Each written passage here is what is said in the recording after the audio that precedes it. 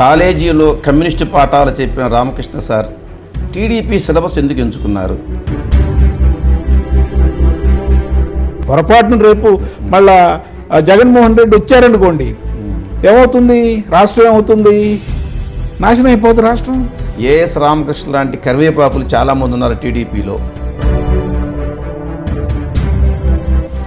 Chandrababu Naidu, YS Rajasekhara Reddy మాట్లాడుకుంటారు, కానీ చిరకాలం కమ్యూనిస్టు ఉద్యమంలో పనిచేశామని చెప్తున్నటువంటి ఏఎస్ రామకృష్ణ, కేఎస్ లక్ష్మణరావు మాట్లాడుకోరు. అసలు కొట్టారు కూడా. ఒక రకంగా చెప్పాలంటే బహుశా ఆ రోజు దొరికితే చంపేసేవాళ్ళు కూడా.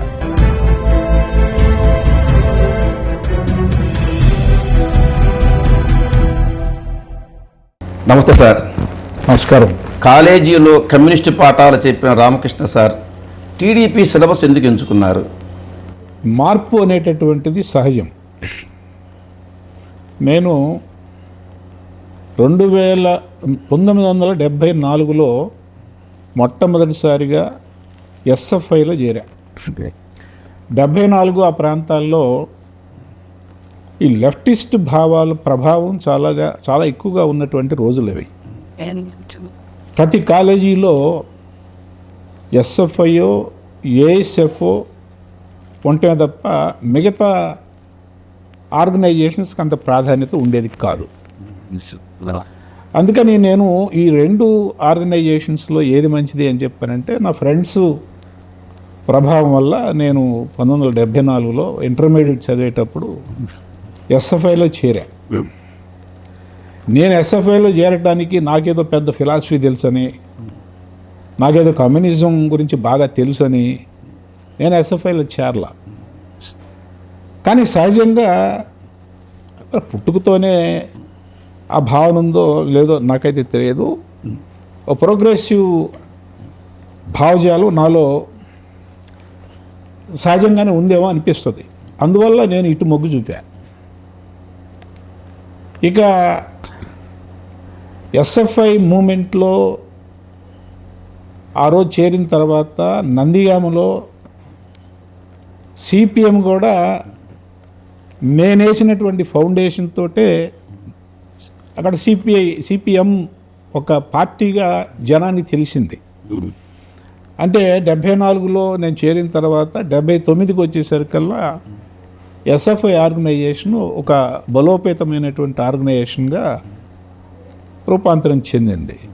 నేను మొట్టమొదటిసారిగా 79లో ఎస్ఎఫ్ఐ తరఫున స్టూడెంట్స్ యూనియన్ ఎలక్షన్లో నిల్చుంటే దాదాపు 3000 ఓట్ల మెజార్టీతో జాయింట్ సెక్రటరీగా గెలిచారు నందిగామలో. ఓకే. అప్పుడు ఎన్టీ రామారావు కాలేజ్. అంటే సిపిఎం ఎఫిలియేట్ అయినటువంటి ఎస్ఎఫ్ఐ తరఫున ఎన్నికల్లో గెలవటం అదే మొట్టమొదటిసారి అంట. ఇక ఆ తర్వాత ఈ గెలుపుతోటి అక్కడ సిపిఎం దాని అనుబంధ సంఘాలకి ఒక రకమైనటువంటి ఊతం వచ్చిందని చెప్పుకోవాలి. రామకృష్ణ గారు, మేము అడిగేది కూడా ఏమంటే, కాలేజీలో మీరే మా కమ్యూనిస్ట్ పాఠాలు చెప్పారు, కానీ మీరు ఎందుకు తర్వాత టీడీపీ సిలబస్ ఎందుకు పుచ్చుకున్నారు? మా ప్రశ్న అది. అంటే టీడీపీలో నేను చేరడానికి,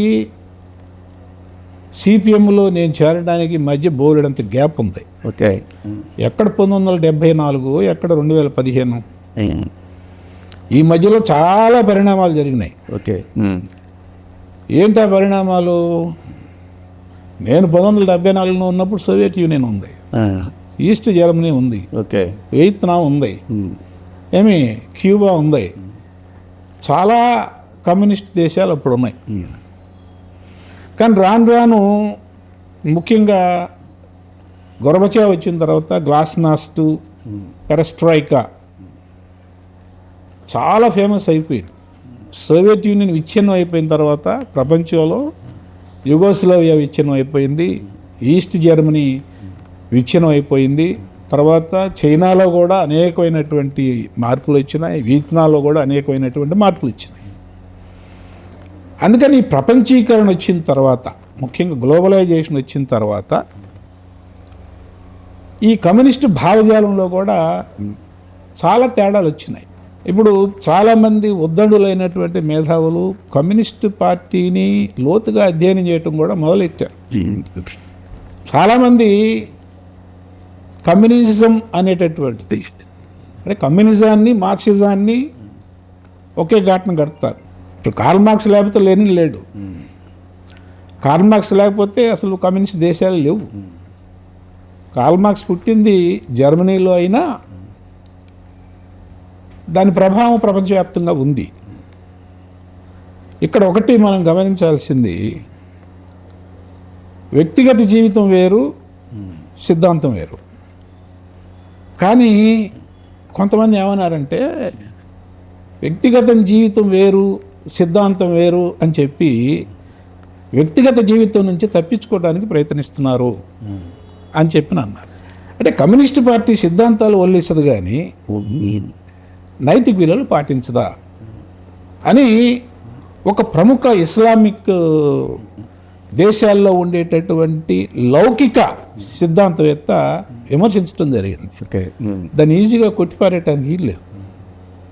నాకు కూడా అనిపిస్తుంది అప్పుడప్పుడు ఇలా ఇక్కడ చూసినటువంటి వాళ్ళు కొంతమందిని వైఫైకి చాలా మాటలు మాట్లాడతారు స్టేజ్ మీద, కానీ ఇంటికి వచ్చిన తర్వాత ఎలా ఉంటారు, ఇంట్లో ఎలా ఉంటారు అనేటటువంటిది చూసినప్పుడు ఓహో కమ్యూనిజానికన్ను బూర్జువా పార్టీలకి ఏమాత్రం కూడా తేడా లేదు అని చెప్పని నాకు అనిపించి అప్పుడప్పుడు నేను ఏమనుకుంటానంటే 1974లో నేను ఎస్ఎఫ్ఐలో చేరకుండా ఒక బూర్జువా పార్టీకి సంబంధించినటువంటి స్టూడెంట్స్ యూనియన్లో చేరుంటే ఎలా ఉండేది? నేను చాలా యంగ్ స్టేజ్లోని ఎమ్మెల్యే అయ్యేవాడినో కాదో నాకు తెలియదు, నా ఆలోచన చెప్తున్నాను. నేను అనవసరంగా కమ్యూనిస్ట్ పార్టీల్లో చేరి నా విలువైనటువంటి ఎనర్జీని, నా విలువైనటువంటి కాలాన్ని ఈ పనికిరాని పోరాటాలకి లాఠీ ఛార్జీలు తిని కేసులు పెట్టించుకొని ఇదంతా అవసరమా నాకు అని ఇప్పుడు ఒకసారి నేను రివ్యూ చేసుకుంటే నాకు అర్థమవుతున్నటువంటి వాస్తవం.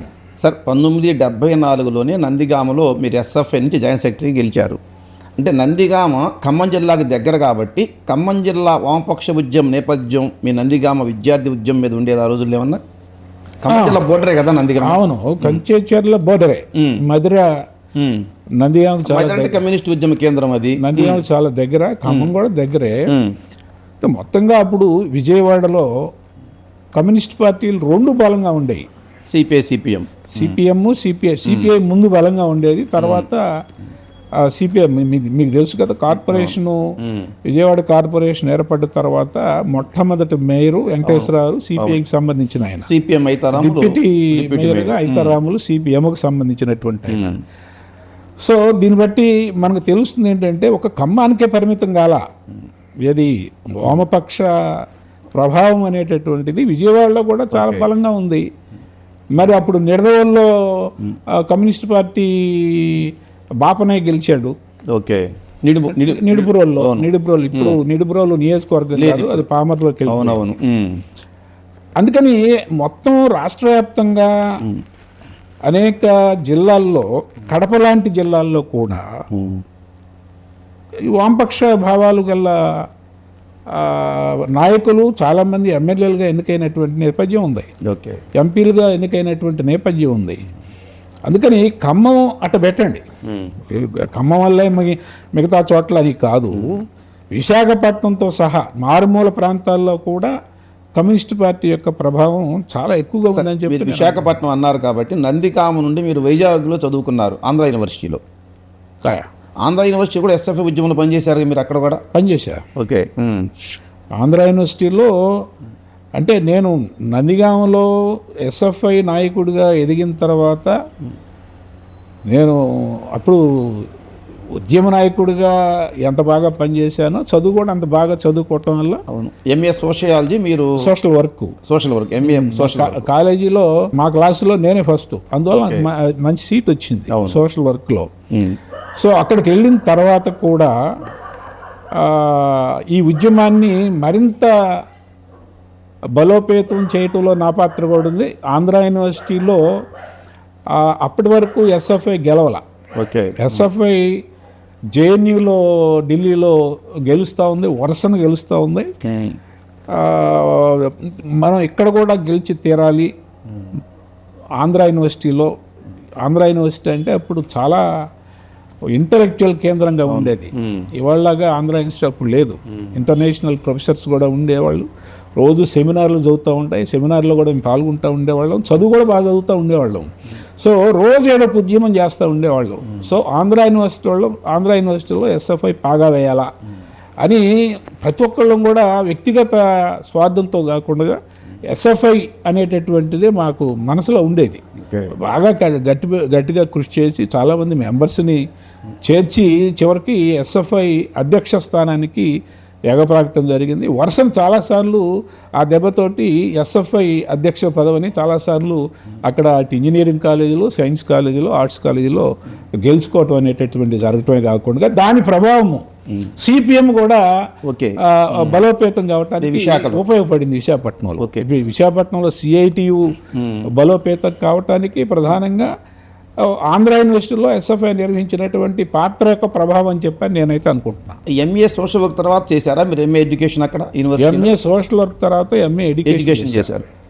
తర్వాత వెంటనే ఆర్వీఆర్ కాలేజీలో మీరు లెక్చర్గా వచ్చారు. ఇమ్మీడియట్గా రాలేదు. అది అప్పుడు సర్టిఫికేట్ రావటం వల్ల నెక్స్ట్ ఇయర్ నాకు ఆర్వీఆర్ కాలేజీలో అప్పుడు నాకు 2 వచ్చినాయి. ఒకటి పాల్వంచలో ఫెర్రాయిల్స్ లిమిటెడ్ లేబర్ ఆఫీసర్ పోస్ట్ వచ్చింది. ఇక్కడేమో ఆర్వీఆర్ కాలేజీలో లెక్చరర్ పోస్ట్ వచ్చింది.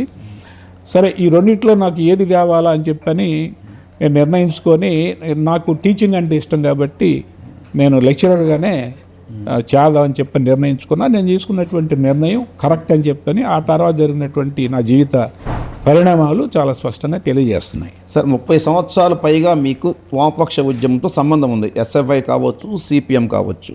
ఈ కాలంలో మీకు స్ఫూర్తినిచ్చినటువంటి కమ్యూనిస్టు నాయకులు అంటే మీరు ఏ పేరు చెప్తారు? స్ఫూర్తినిచ్చినటువంటి కమ్యూనిస్టు నాయకులు అంటే నేను ఎస్ఎఫ్ఐ చదువుకునేటప్పుడు నండూరు ప్రసాదరావు గారు అని ఉండేవాడు. ఓకే, సిఐటియు ప్రధాన కార్యదర్శిగా చేసినట్టు ఆయన. ఓకే, ఆయన చాలా సింపుల్గా ఉండేవాళ్ళు, చాలా పద్ధతిగా మాట్లాడేవాళ్ళు. ఆయన గెలుపు కోసం నేను ఆ రోజుల్లో గోళ్ళ మీద కూడా రాశా, నండూరు ప్రసాదరావు గారిని గెలిపించండి అని చెప్పని నేను ఒక్కనే గోళ్ళ మీద రాసేవాడిని. అంటే నండూరు ప్రసాదరావు గారు ఎందుకో నాకు చాలా మంచి వ్యక్తిలాగా నాకు అనిపించారు. తర్వాత పుచ్చలపల్లి సుందరయ్య గారు, వీళ్ళిద్దరూ నా మీద ఎక్కువ ప్రభావితం కలుగజేశారని చెప్పని నేనైతే అనుకుంటున్నా. పుచ్చలపల్లి సుందరయ్య గారు అంటే ఆయన నెల్లూరు జిల్లాకు సంబంధించినటువంటి రెడ్డి కులానికి సంబంధించినటువంటి ఆయన, కానీ ఆయన పేరులో రెడ్డి అనేటటువంటిది ఉండదు. ఆయన భూస్వామి. ఆయనకు ఉన్నటువంటి భూమిని కూడా త్యాగం చేసి ఆయన పిల్లలు పుట్టకూడదు అని చెప్పని తాను ఆపరేషన్ కూడా చేయించుకోవటం జరిగింది. అందుకని ఆయన అంటే నాకు ఎందుకో మనసులో వ్యక్తిగతంగా చాలా ఇష్టం ఏర్పడింది. ఇర్రెస్పెక్టివ్ ఆఫ్ పార్టీ, వ్యక్తిగతంగా ఆయన నా మీద చాలా ప్రభావం కలిగజేశాడని చెప్పని నేను అనుకుంటున్నాను. బిఎడ్ కాలేజ్ లెక్చరర్గా ఉండగానే మీరు చాలా ఐరోపా దేశాలు పర్యటించారు. అక్కడ విద్యా విధానానికి మన విద్యా విధానానికి మీరు గమనించిన తేడా ఏంటి? నేను మొట్టమొదట వెళ్ళినటువంటి European country France. Okay, France మొత్తం 3 సార్లు వెళ్ళా, మన ఏప్రిల్తో కలుపుకొని. డెన్మార్క్ వెళ్ళా. డెన్మార్క్ చాలా చిన్న దేశం. మన ఫిన్లాండ్ కూడా వెళ్ళా. నేను ఇక్కడ పాఠాలు చెప్పేటప్పుడు డెన్మార్క్లో ఒక స్కూల్ వ్యవస్థ గురించి నేను చెప్పేవాడిని. అదేంటంటే ఫోక్ స్కూల్ అని చెప్పాను, ఒక స్కూల్ వ్యవస్థ. 1994లో అనుకుంటా నేను డెన్మార్క్ వెళ్ళింది. అప్పుడు మమ్మల్ని ఫోక్ స్కూల్స్కి విజిట్కి తీసుకెళ్ళారు. నాకు చాలా ఆశ్చర్యం వేసింది. అక్కడ ఫోక్ స్కూల్లో అసలు పిల్లలు కానీ టీచర్లు కానీ వాళ్ళకు ఉండేటటువంటి కరికులం కానీ వాళ్ళ మెథడ్స్ కానీ చాలా డిఫరెంట్గా అనిపించినాయి. అంటే వాళ్ళ వ్యవస్థకి మనం చేరుకోవాలంటే మనకి ఎన్ని సంవత్సరాలు పట్టుద్ది అని మనసులో అనుకున్నాను నేను. అసలు మనం వెళ్ళగలమా అంటే పిల్లలు మాకు ఆ రోజు వాళ్ళే స్వయంగా కేకులు వాళ్ళే తయారు చేసి మాకు పెట్టారు. ఓకే, ఫుట్బాల్ ఆడుకునేవాడు ఫుట్బాల్ ఆడుకుంటున్నాడు, షటిల్ ఆడుకునేవాడు షటిల్ ఆడుకుంటున్నాడు. ఒక నిర్దిష్టమైనటువంటి సిలబస్ ప్రత్యేకంగా ఏమి ఉండదంటే వాళ్ళకి ఎవడి సిలబస్ వాడిదే. స్టడీ అవర్స్ ప్రత్యేకంగా ఇన్ని గంటలకు స్టడీ అవర్స్ ఉండాలి, ఇన్ని గంటలకి మీరు ఆపేయాలి, ఇన్ని గంటలకు నిద్రపోవాలా, ఇదో బ్రేక్ఫాస్టు ఈ టయానికి తినాలా, లంచ్ ఈ టయానికి తినాలా, డిన్నర్ ఈ టయానికి తినాలా, ఏమీ స్పెసిఫిక్ సిలబస్ అంటూ వాళ్ళకి లేదు. ఓకే. అందుకని నాకు అక్కడ ఉండేటటువంటి ఫ్రీగా వాళ్ళు ఆ మూమెంట్స్, వాళ్ళు ఆడుకునే విధానం కానీ, వాళ్ళు వంట చేసేటటువంటి విధానం కానీ, మాతో వాళ్ళు భయం లేకుండా మాట్లాడేటటువంటి విధానం కానీ, వాళ్ళు చెంగున ఎగురుతున్నటువంటి విధానం కానీ, ఆ ఫ్రీడమ్ అంటే ఆ ఫ్రీడమ్ ఏదో తెచ్చుకున్నటువంటి ఫ్రీడమ్ కాదు, అసలు సహజంగా వాళ్ళు ప్రవర్తిస్తున్నారు. తెచ్చి పెట్టుకున్నటువంటి ప్రవర్తన కాకుండా సహజంగా వాళ్ళు ప్రవర్తిస్తూ ఉన్నారు. అది ఒక ఆరోగ్యకరమైనటువంటి లక్షణం పిల్లల్లో నాకు కనిపించింది. అదే మనకి ఇక్కడ చూడండి, ఆ విధమైనటువంటి ప్రవర్తన మనకి పిల్లల్లో కనిపించదు. వాళ్ళు బడికి రావడమే భయంగా వస్తారు, క్లాసులో కూడా భయంగా కూర్చుంటారు. ఒక time table, specific time table అనేటటువంటిది ఉండటం, ఒక డిసిప్లిన్, ఇవన్నీ కూడా ఆర్టిఫిషియల్గా మనం తయారు చేసుకునేటువంటి వాతావరణం. ఎందుకంటే నేను రూసో గురించి కూడా చెప్పా కాబట్టి బీఈడీలో రూసో ఏమన్నాడు, man is by nature A free individual అన్నాడు. సరే, యూరోప్ నుంచి వచ్చిన తర్వాత మీరు ఎన్టీ రామారావు ఒక రైతు సదస్సు పెట్టినప్పుడు ఫ్రాన్స్ డెలిగేట్ బృందం ఇక్కడికి వచ్చి చాలా ఆశ్చర్యపోయారంటగా, వాళ్ళు మీరే తీసుకెళ్లారంటగా బహిరంగ సభ దగ్గరికి. అవునవును. అప్పుడు నేను ఫ్రాన్స్ వెళ్ళినప్పుడు ఇద్దరు పరిచయం అయ్యారు నాకు ఇంటర్నేషనల్ కాన్ఫరెన్స్లో. ప్యారిస్కి 2 గంటల ప్రయాణం, టీజీవీ ఎక్స్ప్రెస్ అని ఫాస్టెస్ట్ ట్రైన్, అది డిజోన్ అని ఒక ఊరు. నేను తిరిగి వచ్చిన తర్వాత ప్యారిస్లో ఒకళ్ళ ఇంట్లో ఉన్న, అక్కడ పరిచయం అయ్యారు నాకు. సో పరిచయం అయిన తర్వాత 1994లో మా ఇల్లు ఎక్కడైతే ఉందో ఇక్కడే పెద్ద రైతు మహాసభ. ఆ రోజున ఒక 4 రైతులు కూడా చనిపోయినటువంటి సందర్భం. అదే రోజున అనుకుంటా నాకు గుర్తు, దూలిపాళ్ళ నరేంద్ర గారి తండ్రి కూడా చనిపోయినాడు యాక్సిడెంట్లో, నాకు గుర్తు వస్తుంది. సో నేను ఎట్టి పరిస్థితుల్లో ఎన్టీ రామారావుని వీళ్ళిద్దరిని కల్పించాలని చెప్పని కల్పించా. లక్ష్మీపార్వతి పక్కనే ఉంది. ఉమారెడ్డి వెంకటేశ్వర్లు కూడా ఆ రోజు నాకు కొద్దిగా ఎవరి ద్వారా పరిచయము, ఆయన ద్వారా ఎన్టీ రామారావుని కలిశాను. అన్ని పత్రికలు ఆ రోజు రాసినాయి, ఎన్టీ రామారావుని కలిసిన విదేశీ ప్రతినిధులు రాసినాయి, ఆ రోజు రాసినాయి. So they also felt very happy that they met the great cine actor in Andhra Pradesh, NT Ramarao. Sir, మీరు లెసన్స్ చెప్పారు బ్రహ్మాండంగా. రైటర్గా రావడానికి మోటివ్ ఏంటి అసలు? అంటే నాకు, నేను నందిగామ ఎన్టీ రామారావు కాలేజీలో చదువుకునేటప్పుడు నేను మా కాలేజీలో యూనియన్ జాయింట్ సెక్రటరీగా పనిచేశానని చెప్పా. అప్పుడే నేను స్టాలిన్ మీద ఒక వ్యాసం రాశా. రష్యన్ అధ్యక్షుడిగా పనిచేసినటువంటి స్టాలిన్ మీద మొట్టమొదటిసారిగా నేను వ్యాసం రాయటం జరిగింది. ఆ వ్యాసం రాసిన తర్వాత నాకు కూడా రైటింగ్ స్కిల్స్ ఉన్నాయి అని అనిపించింది.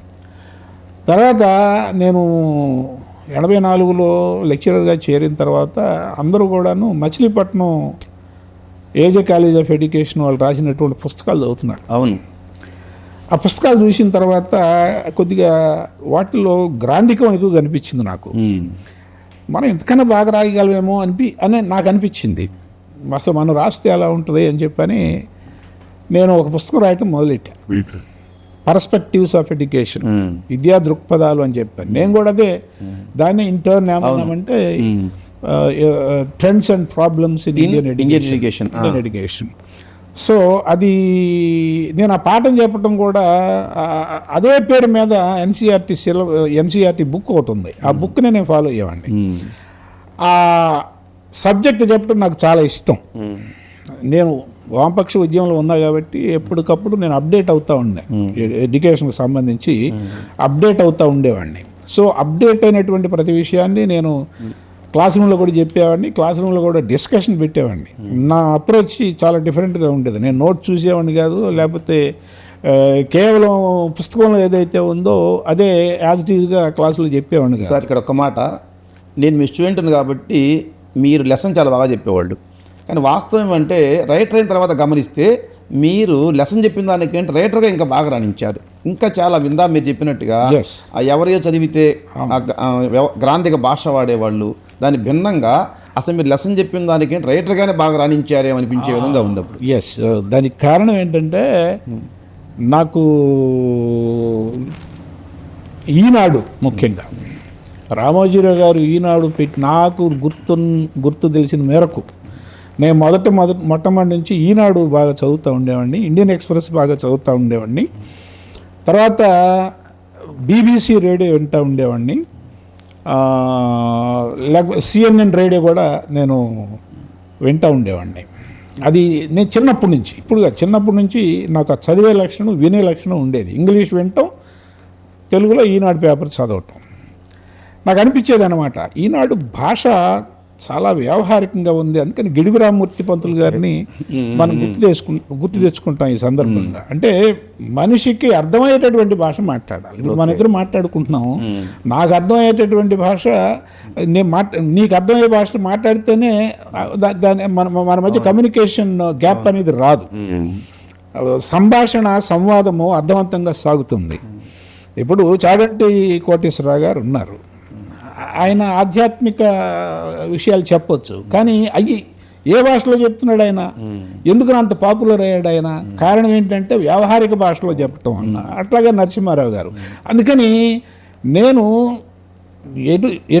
ఎలా ఆలోచించేవాడిని అంటే, ఎలా రాస్తే పిల్లలు మన రైటింగ్ని యాక్సెప్ట్ చేస్తారు అని నేను రాసుకొని ఒక పేర ఇంకోటి చదివించాను ఎట్లా ఉంది అని చెప్పని. చాలా బాగుందండి ఇది, ఈ పద్ధతిలో ఎవరు రాయలేదు అని చెప్పాను. ఓహో, మొత్తానికి నేను సక్సెస్ అవుతాను అనేటటువంటి సెల్ఫ్ కాన్ఫిడెన్స్ నాకు వచ్చింది.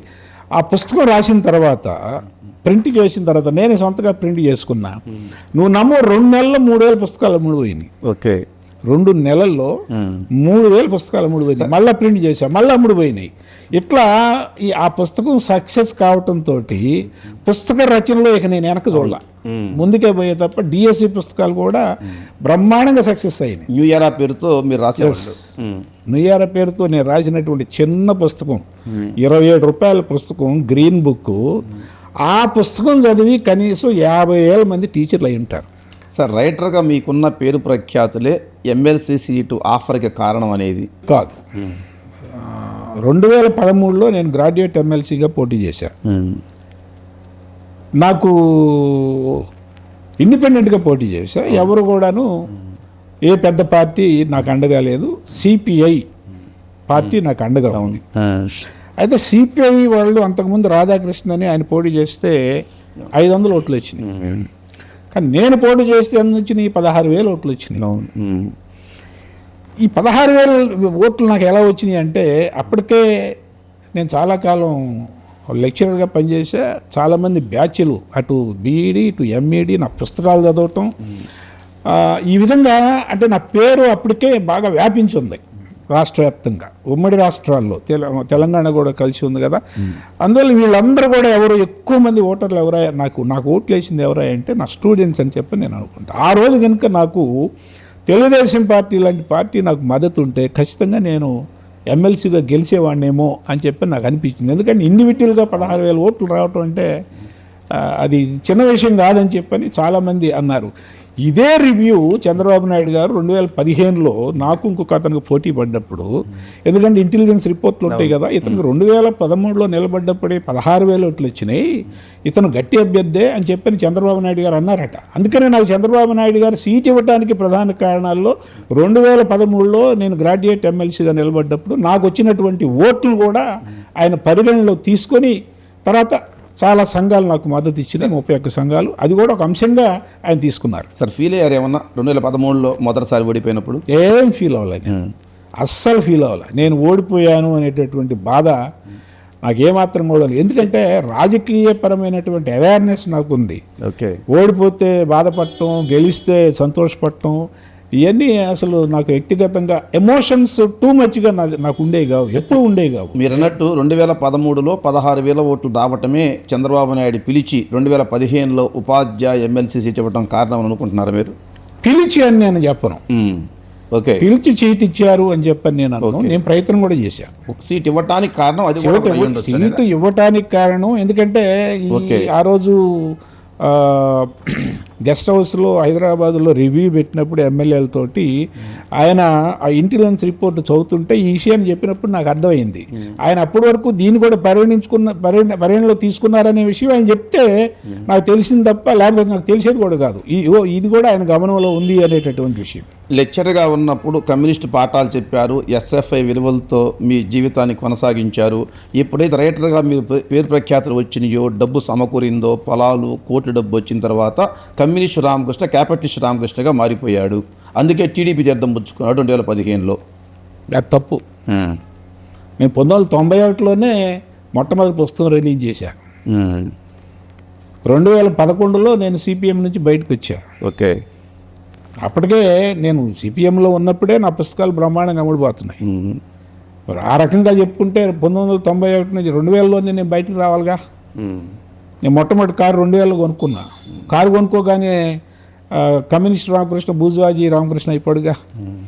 కాబట్టి నాకు ఏమనిపించింది, ఎందుకు నేను బయటికి వచ్చాను అని చెప్పానంటే, నేను పేర్లు చెప్పకూడదు, వ్యక్తిగతమైనటువంటి పేర్లు చెప్పకూడదు. సో కొంతమంది అక్కడ పుతుంబాకి వెంకటపతి గారు అని చెప్పని సత్తెనపల్లికి ఎమ్మెల్యేగా చేశారు, ఫిరంగిపురానికి సమితి ప్రెసిడెంట్గా చేశారు. నాకు ఉద్యోగం ఇవ్వటంలో ఆయన ప్రధానమైనటువంటి పాత్ర. నేను ఆయన మర్చిపోను నా జీవితంలో. ఆయన చాలా గట్టి నాయకుడు, మాటలు బాగా మాట్లాడతాడు, పర్సనాలిటీ కూడా బాగుంటుంది, క్యారిస్మాటిక్ పర్సనాలిటీ. బాగా పనిచేసేటటువంటి వాళ్ళకి తక్కువ ప్రాధాన్యత ఇవ్వటం, కొన్ని కులాలు పరిగణనలో కూడా తీసుకోవటం, ఇవన్నీ చూసిన తర్వాత నాలో ఆలోచన మొదలైంది.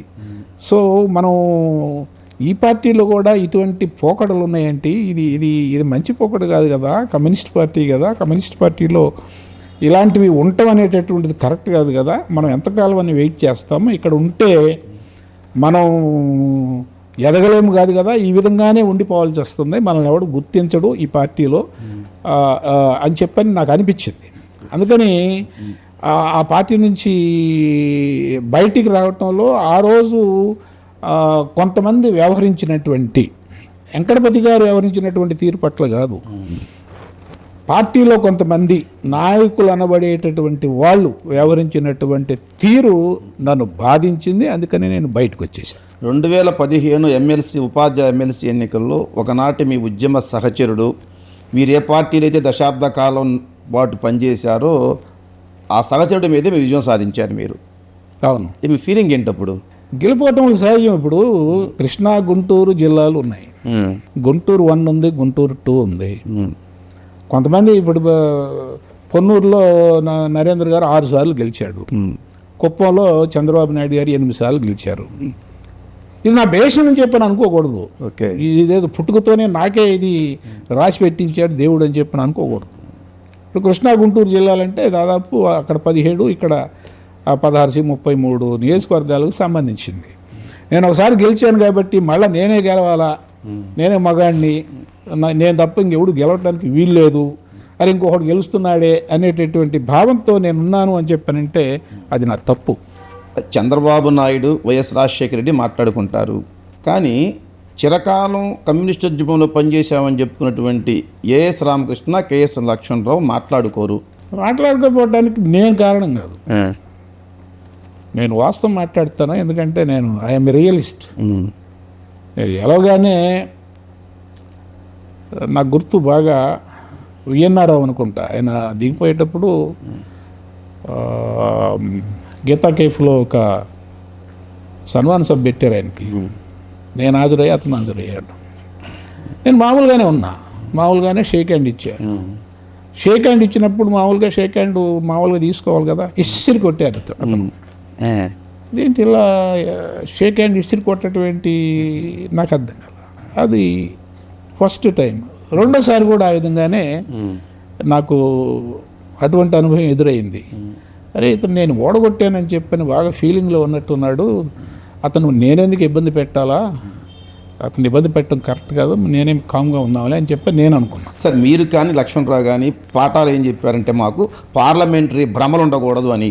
అంటే పార్లమెంటరీ భ్రమలు ఉండకూడదని మాకు చెప్పిన మీ ఇద్దరే పార్లమెంటరీ భ్రమల మూలంగానే దూరం అయ్యారు అనుకోవచ్చా మేము మరి?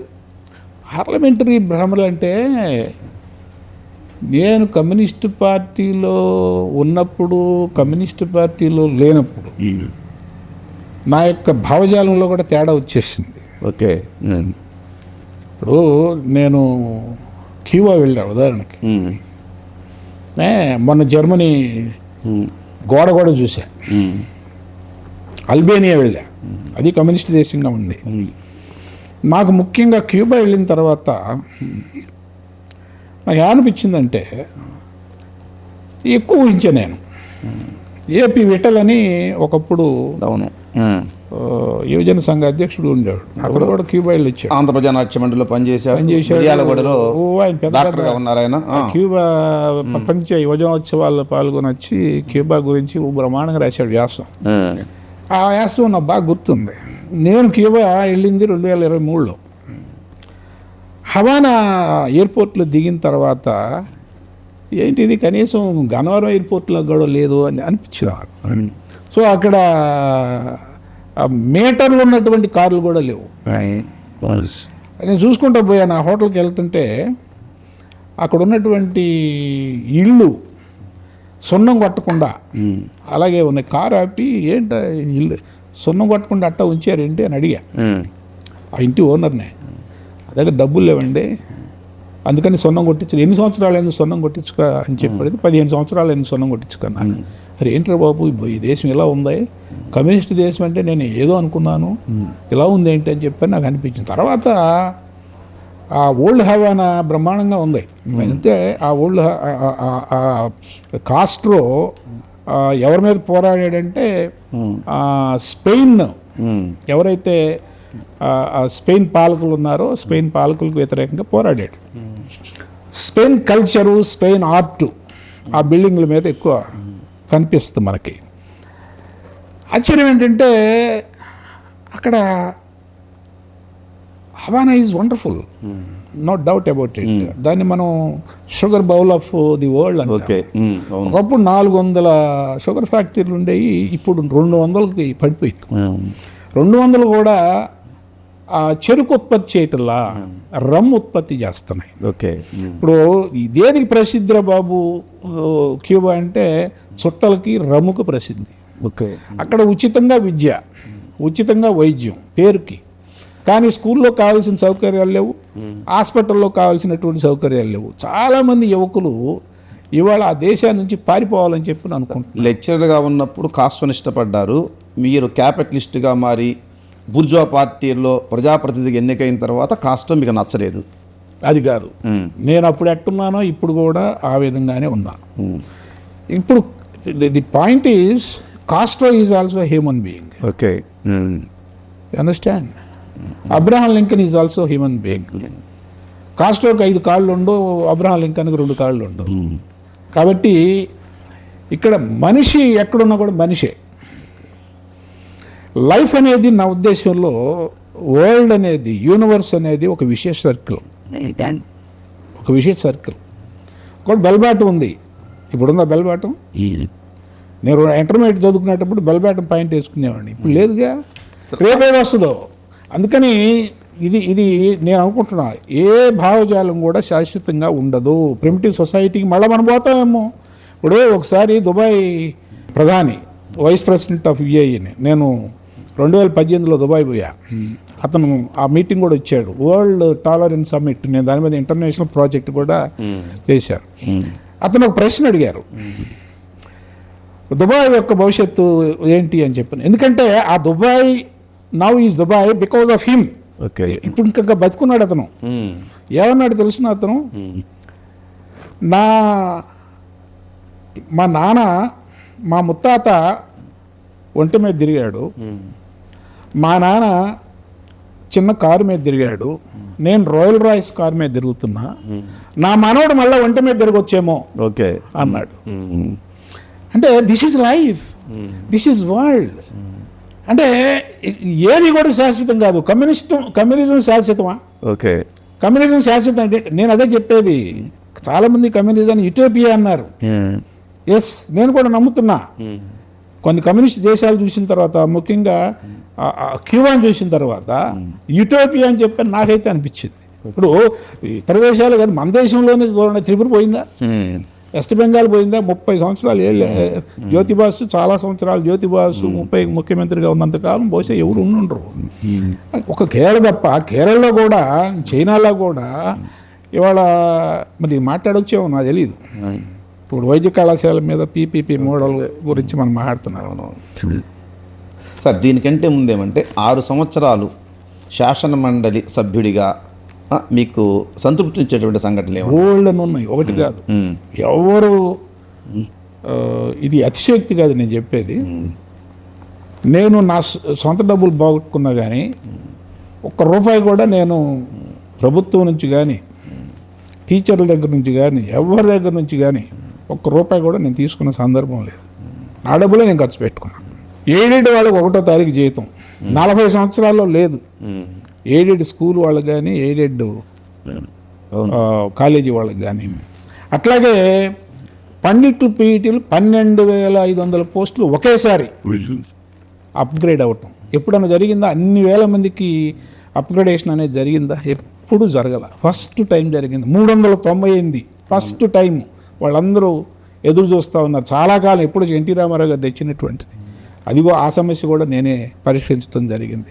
506, 507 జీవో మున్సిపల్ స్కూల్స్లో, అటు మున్సిపల్ స్కూల్ నుంచి కార్పొరేషన్కి, కార్పొరేషన్ నుంచి మున్సిపాలిటీకి. ఇప్పుడు కొత్తగా వచ్చినటువంటి దాంట్లో కార్పొరేషన్ నుంచి మున్సిపాలిటీకి రాకూడదంట. కానీ అప్పుడు కార్పొరేషన్ నుంచి మున్సిపాలిటీకి కూడా తెప్పించాను నేను. రాష్ట్రపతి ఉత్తర్వులు కావాలంటే దానికి రాష్ట్రపతి ఉత్తర్వులు అక్కర్లేదు అని చెప్పని పోట్లాడి మరి 506, 507 జీవో తీసుకొచ్చాం. మొట్టమొదటిసారిగా మున్సిపాలిటీలో, కార్పొరేషన్లో పనిచేసేటటువంటి హెడ్ మాస్టర్లు గెజెటెడ్ ర్యాంకు ఇప్పించడం జరిగింది. CAS కెరీర్ అడ్వాన్స్మెంట్ ఒక్కొక్కరికి 30 లక్షలు వచ్చినాయి. అరే, ఒక్కొక్కరికి 30 లక్షలు వస్తే నాకు ఎంత ఆనందం, వాళ్ళకంటే నాకు ఆనందం అనిపించింది. ఆదర్శన ఫార్ములా ఎవరైతే ఇంటర్మీడియట్ నుంచి, ఎందుకంటే 1998లో యూనిఫైడ్ సర్వీస్ రూల్స్ అంటామే, 98లో అది మొట్టమొదటిసారిగా వచ్చింది. స్కూల్ అసిస్టెంట్లు చాలామంది గవర్నమెంట్ జూనియర్ కళాశాలకి, గవర్నమెంట్ జూనియర్ కళాశాల నుంచి డిగ్రీ కళాశాలకి ప్రమోట్ అయ్యారు. వాళ్ళకి తక్కువ జీతం వస్తూ ఉండేది.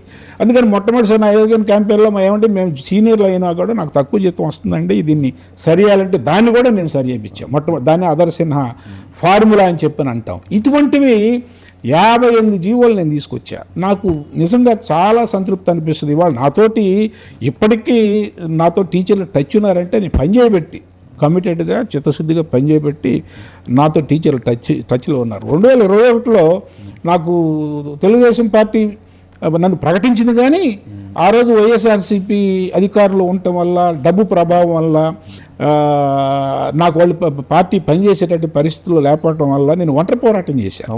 ఒంటరి పోరాటం చేసినా కూడా 70 సంవత్సరాల చరిత్ర ఉందని చెప్పని అనుకుంటున్నటువంటి సంఘాల కంటే కూడా నాకే ఎక్కువ ఓట్లు వచ్చినాయి. దానికి కారణం ఏంటి? ఎంత లేదన్నా నేను పనిచేశాను, ఈయన ఓటు వేయాలి, డబ్బులు కాదు ముఖ్యము అనుకున్నట్టు మంచి ఇంకా చచ్చిపోలేదు అని చెప్పి అనుకుంటాం మనం. లేకపోతే ఒక హౌస్ వైఫ్, ఈ 2 జిల్లాలతో సంబంధం లేనటువంటి ఆవిడ నేను విమర్శించట్లా, విషయం వాస్తవం చెప్తున్నాను.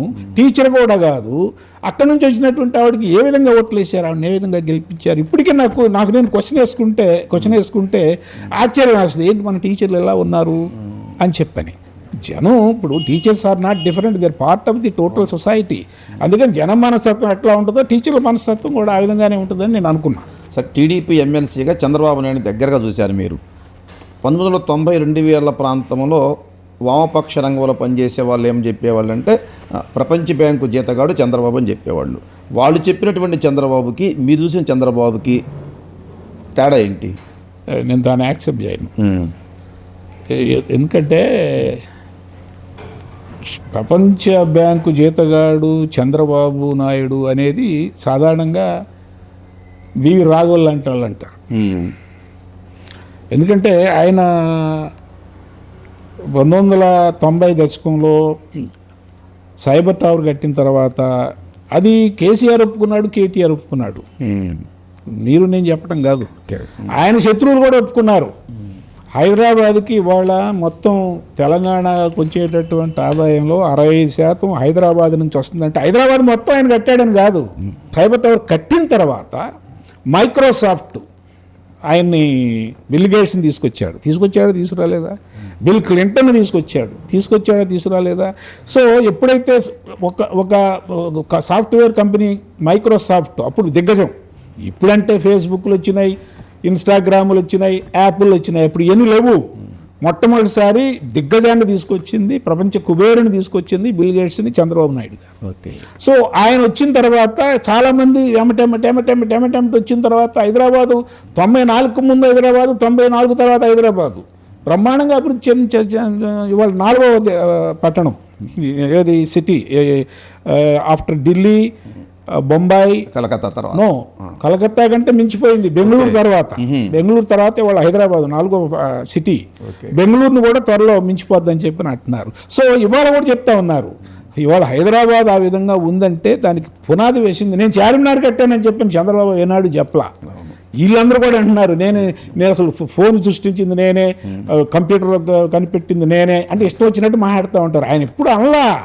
ఆయన అన్నదేంటి, నేను ఈ విధమైనటువంటి ఏది విజన్ 2020 అనేటటువంటిది నేను పెట్టుకున్నాను కాబట్టి హైదరాబాద్ ఆ విధంగా అవుటర్ రింగ్ రోడ్ కానీ లేకపోతే ఇంటర్నేషనల్ ఎయిర్పోర్ట్ కానీ దానికి పునాదేసింది చంద్రబాబు నాయుడు గారు. అది వాస్తవం, అది కాదని అన్నట్టు సత్యం, ఎవరైనా కూడా ఒప్పుకొని తీరాలి. అసెంబ్లీలో ఎమ్మెల్యేలు మొత్తం బూతులు తిట్టుకోవటం సర్వసాధారణం. ఈ మధ్యకాలం అయితే అసెంబ్లీ అంటే బూతుల పర్వం అనేది ముఖ్యంగా కొడాలి నాని లాంటి వాళ్ళు చూసినప్పుడు మీరు చూశారు. కానీ శాసన మండలిలో మీరు ఎలా ఉండేవారు అప్పుడు? శాసన మండలిలో ఏనాడు కూడా మేము బూతులు తిట్టుకోలే. అసలు ఈ బూతుల సంస్కృతి నేను పక్కన ఒక వైసీపీ ఎమ్మెల్యే నేను అదే చెప్తున్నా. నేను ఆ రోజు తొలి కాలంలో తెలుగుదేశం పార్టీ అధికారంలో ఉంది, నా టెన్యూర్ మలికాలంలో వైకాపా అధికారంలో ఉంది. సో నాకు బాగా గుర్తు ఏంటంటే 3 రాజధానులకు సంబంధించినటువంటి బిల్లు శాసనసభలో ఆమోదం పొందింది, శాసన మండలిలో కూడా ఆమోదం పొందితేనే అది చట్టం అవుతుంది, అంటే 3 రాజధానులు వస్తాయి.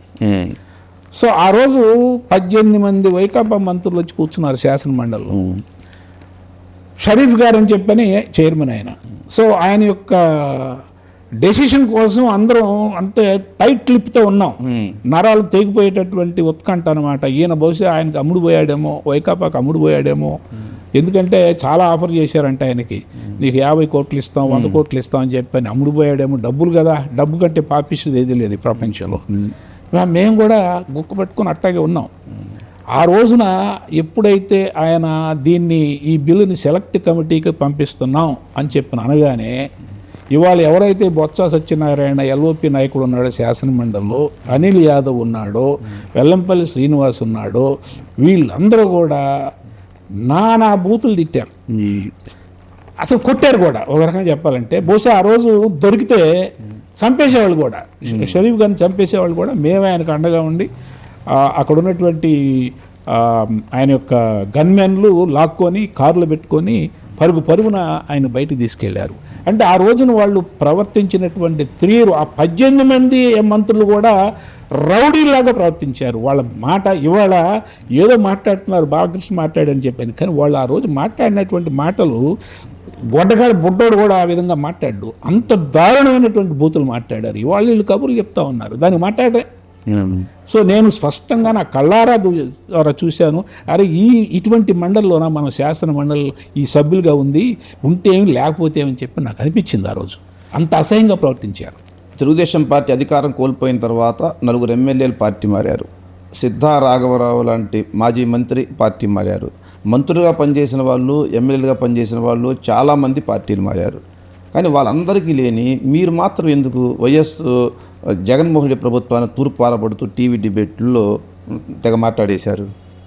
ఎందుకంటే నేను వాళ్ళందరూ మారారు కాబట్టి నేను కూడా మారాల్సిన అవసరం. పదవులు అనుభవించిన వాళ్ళందరైనా ఓటమి తర్వాత ముఖం చాటేశారు. అవును, చాలామంది మీరు చెప్పిన మాట చాలామంది అన్నారు, ఎందుకు మరీ ఎక్కువ జగన్మోహన్ రెడ్డి పార్టీని బాగా తిడుతున్నావు అని చెప్పని. నేను చెప్పాను మొట్టమొదటిసారి నాది రియలిస్టిక్ భావజాలం నాది. ఎందుకంటే ఉన్నది ఉన్నట్టుగా మాట్లాడాలి. జగన్మోహన్ రెడ్డి పరిపాలనా విధానాన్ని దగ్గరుండి గమనించిన వాడిని.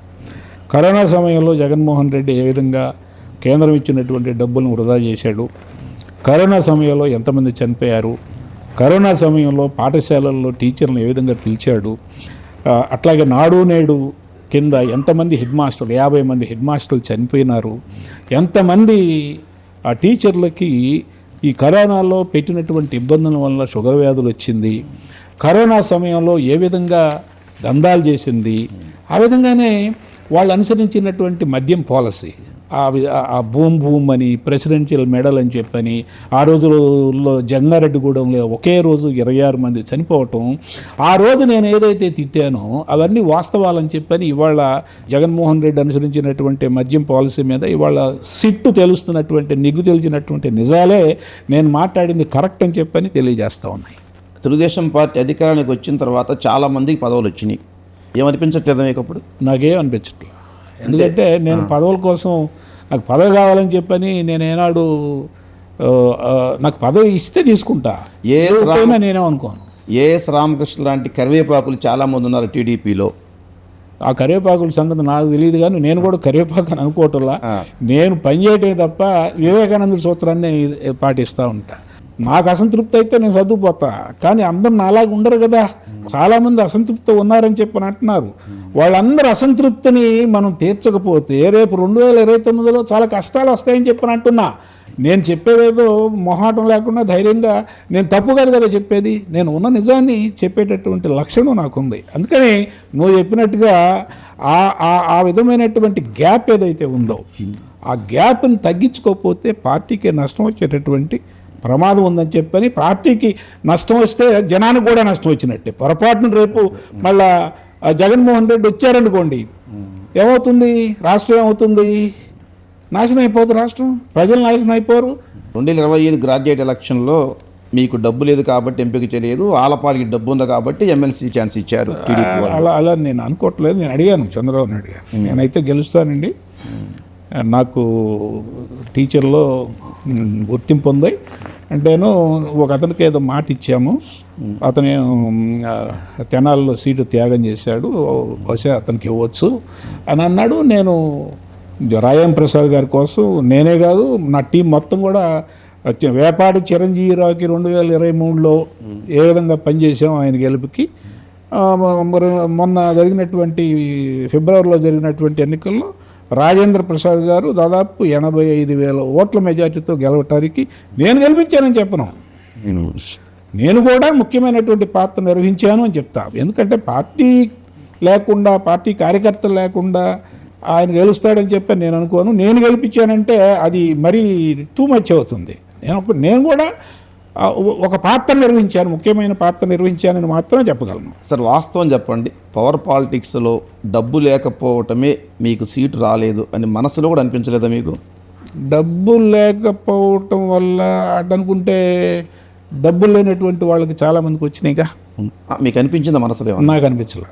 ఓకే, నాకు ఏమాత్రం అనిపించలే.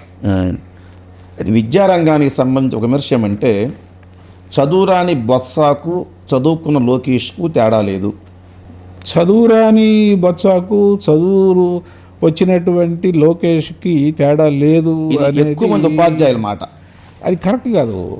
ఆ విమర్శ మీకు వచ్చిందా, మీ దృష్టికి వచ్చిందా? దృష్టికి రాలేదు. కానీ వైసీపీ హయాంలో విద్యారంగం ఎలాగైతే ఉందో అదే పోకడ కొనసాగుతుంది, అసంతృప్తి ఉపాధ్యాయుల్లో ఉంది అని. అది ఉంది, అసంతృప్తి అనేది ఉంది. అప్పుడు ఉన్నటువంటి అసంతృప్తి ఏంటంటే కనీసమైనటువంటి వాక్ స్వాతంత్రం లేదు. ఓకే, స్టాఫ్ రూమ్లో కూడా మాట్లాడుకునేటటువంటి స్వేచ్ఛ లేదు. బజార్లో కూడా నలుగురు కలిసినప్పుడు మాట్లాడుకునేటటువంటి స్వేచ్ఛ లేదు. మాట్లాడితే సస్పెన్షన్లు విపరీతంగా చేసేవాళ్ళు. నువ్వు డిఏల గురించి అడగటానికి లేదు, పిఆర్సీ గురించి అడగటానికి లేదు, విజయవాడలో ధర్నా చౌకుల్లో ధర్నా చేయడానికి అవకాశం లేదు. ఎన్నిసార్లు అరెస్ట్ చేశారు, ఎంతమందిని సస్పెండ్ చేశారు. సో ఇప్పుడు చూడండి, హ్యాపీగా సంతోషంగా నిన్న కూడా నేను ఒక ధర్నా కార్యక్రమానికి వెళ్ళా. చాలాసార్లు 2023 వాళ్ళు ధర్నా పెట్టారు, సిపిఎస్ వాళ్ళు ధర్నా పెట్టారు, ఎవరిని కూడా ఈ ప్రభుత్వం ఆపలేదే. అయితే చాలామందికి అసెస్మెంట్ విషయంలో, ట్రాన్స్ఫర్స్ విషయంలో, లేకపోతే యాప్స్, ఏది ఈ యాప్లన్నీ తీసేస్తాం, ఒకే యాప్ ఉంటుందని చెప్పి మొత్తం యాప్లు కలిపి ఒక యాప్ పెట్టారు. అంటే ఒక రకంగా ఇది మిక్స్డ్ కర్రీ లాంటిది. తీలా అన్నీ అట్టగా ఉన్నాయి. తీవ్రత ఎప్పుడు అర్థమవుతుందంటే వాళ్ళు ఓట్లు వేసిన తర్వాత అంటే చేతులు కాలిన తర్వాత ఆకులు పట్టుకునే సందంగా కాకుండా ముందుగానే మనం దూరదృష్టితో ఊహించి ఎట్టి పరిస్థితుల్లో, ఎందుకంటే 2000 నాకు ఒకసారి హెడ్ మాస్టర్ల మీటింగ్ పెట్టాను నేను లయోలా కాలేజీలో, నేను ఎమ్మెల్సీగా ఉన్నప్పుడు చంద్రబాబు నాయుడు గారితో. ఆయన మాట అన్నాడు, 2004లో నేను ఓడిపోవటానికి ప్రధాన కారణం టీచర్లు అని చెప్పాను. అంటే టీచర్లతో పెట్టుకుంటే అంటే వాళ్ళ సమస్యలు కనీసమైనటువంటి నాన్ ఫైనాన్షియల్ విషయాలు చాలా ఉన్నాయి, ఫైనాన్స్ విషయాలు చాలా ఉన్నాయి. వాళ్ళ సమస్యల గురించి పట్టించుకోకపోతే ఒక సాధారణ ఉద్యోగి ప్రభావం వేరు, ఒక టీచర్ యొక్క ప్రభావం వేరు. టీచర్లను మనం దూరం చేసుకుంటే పార్టీకి తీవ్రమైనటువంటి నష్టం జరుగుతుంది. అందుకని మీరు విద్యామంత్రి కాబట్టి టీచర్లతో మీరు సఖ్యతగా ఉండి వాళ్ళని ఎప్పటికప్పుడు పిలిచి వాళ్ళతో మాట్లాడి వాళ్ళ సమస్యలు ఏమున్నాయో తెలుసుకొని ఆ సమస్యలు తీర్చడానికి వాళ్ళకి భరోసా అనేటటువంటిది కల్పిస్తే తప్పనిసరిగా మన వైపే వాళ్ళు ఉండేటటువంటి అవకాశం ఉంది. ఎందుకంటే వాళ్ళ మంచి అవకాశం ఏంటంటే, ఒక పెద్ద అవకాశం ఏంటంటే ఒక వీక్ అయినటువంటి అపోజిషన్ ఉంది, అన్నిటికంటే ఒక వీక్ అయినటువంటి ప్రతిపక్ష నాయకుడు ఉన్నాడు. ఇప్పటికీ కూడాను సమాజంలో జగన్మోహన్ రెడ్డిని ఎవరు నమ్మటలా. జగన్మోహన్ రెడ్డికి ఓటేయాలంటే అవన్నీ గుర్తొస్తున్నాయి, ఆ నీడ వెంటాడుతూ ఉంది. దీన్ని చంద్రబాబు నాయుడు గారు కానీ లోకేష్ బాబు గారు కానీ ఉపయోగించుకోవాలని చెప్పని అంటున్నా. జగన్ హయాంలో ప్రవీణ్ ప్రకాష్, చంద్రబాబు నాయుడు హయాంలో విజయరామరాజు. అందుకని నేను లోకేష్ బాబు గారు చెప్పి ఎలా సరి చేయబోతున్నారు మీరు? అప్పుడు ప్రవీణ్ ప్రకాష్, విజయరామరాజు. నేను చెప్పాను, మీకు కుడి వైపున మీకు ఎడం వైపున వైకాపాకు సంబంధించినటువంటి ఐఏఎస్ ఆఫీసర్లు ఉన్నారండి. వాళ్ళని వదిలించుకోకపోతే మాత్రం చాలా నష్టం జరుగుతుంది, పార్టీకి ప్రభుత్వానికి నష్టం జరుగుతుంది. వాళ్ళని ఎంత తొందరగా వదిలించుకుంటే అది మంచిదని చెప్పాను. నేను సందకాడే చెప్పాను, 10 నెలల క్రితమే చెప్పాను. నేను లోకేష్ బాబు గారు త్వరలో అది గుర్తిస్తారని చెప్పని నేను అనుకుంటున్నా.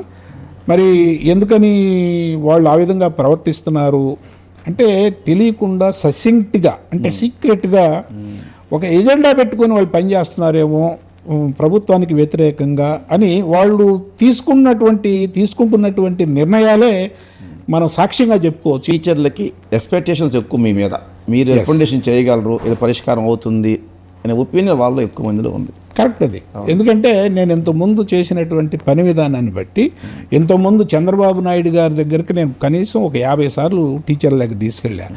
వైకాపా హయాంలో ఏ ఎమ్మెల్సీ కూడా ఒక్కసారి కూడా తీసుకెళ్ళినటువంటి సందర్భం. అసలు ఎమ్మెల్సీలు ఏంటి, 60% ఎమ్మెల్యేలు అసలు జగన్మోహన్ రెడ్డిని కలవలేదంట. ఆ లెక్చర్స్ చెప్పిన మాట కూడా ఏమంటే, మాకు అంతకుముందు ఎమ్మెల్సీలు ఉంటే నేను మాట్లాడని వెళ్ళి కలవండి అని చెప్పేవారు. రామకృష్ణ గారు స్వయంగా తీసుకుని వెళ్ళేవారు. కరెక్ట్ అది. చాలాసార్లు చంద్రబాబు నాయుడు గారి దగ్గర తీసుకెళ్ళా. చంద్రబాబు నాయుడు గారు కూడా చాలా సానుకూలంగా ప్రతిస్పందించి ఎమ్మటే నేను ఏదైతే చెప్పానో దాన్ని యాక్సెప్ట్ చేసేవాళ్ళు. అందుకనే నేను అన్ని జీవోలు తీసుకురాగలిగా. అప్పుడు మంత్రిగా ఉన్నటువంటి గంటా శ్రీనివాసరావు గారు కూడా చాలా కోఆపరేటివ్గా ఉండేవాళ్ళు. అప్పుడున్నటువంటి ఆఫీసర్లు కూడా ఆదిత్యనాథ్ దాస్ గారు కానీ, సంధ్యారాణి కానీ, లేకపోతే ఉదయలక్ష్మి కానీ, వీళ్ళందరూ చాలా కోఆపరేటివ్గా ఉండేవాళ్ళు. ఇవాళ ఆఫీసర్లు ఆ విధంగా లేరు. భవిష్యత్తులో ఏఎస్ రామకృష్ణ గారిని ఎలా చూడొచ్చు మేము? ఏ విధంగానైనా చూడవచ్చు, ఇలాగే చూడవచ్చు, ఇంకో డిఫరెంట్గా చూడవచ్చు. 2027 ఉపాధ్యాయ ఎమ్మెల్సీగా మరలా రామకృష్ణ గారిని చూడొచ్చు మేము? ఎమ్మెల్సీగా నిలబడటం అనేటటువంటిది జరుగుతుంది. ఇక విజయం అపజయం అంటారా, నేనైతే పూర్తిగా నమ్ముతున్నా. తప్పనిసరిగా టీచర్లు నా పక్షాన ఉన్నారని చెప్పి నేను అనుకుంటున్నా. ఎందుకంటే నేనే రాండు ఒక ఎమ్మెల్సీగా తప్పు చేయలేదు. ఎమ్మెల్సీగా లేనప్పుడు కూడా నేను టీచర్ల కోసం పనిచేసా, ఇప్పుడు కూడా నేను టీచర్ల కోసం పనిచేస్తున్నా, ఇవాళ కూడా టీచర్ల కోసం పనిచేసా, నిన్న కూడా టీచర్ల కోసం పనిచేసా, రేపు కూడా టీచర్ల కోసం పనిచేస్తా. మరి ఇటువంటి వ్యక్తిని కాదనుకుంటే నేను చేసేది నేనేం చేయలేను కదా. అంతిమంగా ప్రజాస్వామ్యంలో ప్రజలు ఇష్టం, ప్రజలంటే ఇక్కడ టీచర్లు, మన ప్రజలంటే టీచర్లు ఇష్టం, వాళ్ళు ఇష్టం వచ్చినటువంటి వాళ్ళని అనుకుంటారు, నన్నే అనుకుంటారని చెప్పి నేను అనుకుంటున్నాను. All the best. Thank you sir, ఈ ఇంటర్వ్యూలో పాల్గొని మీ అభిప్రాయాలు తెలియజేసినందుకు.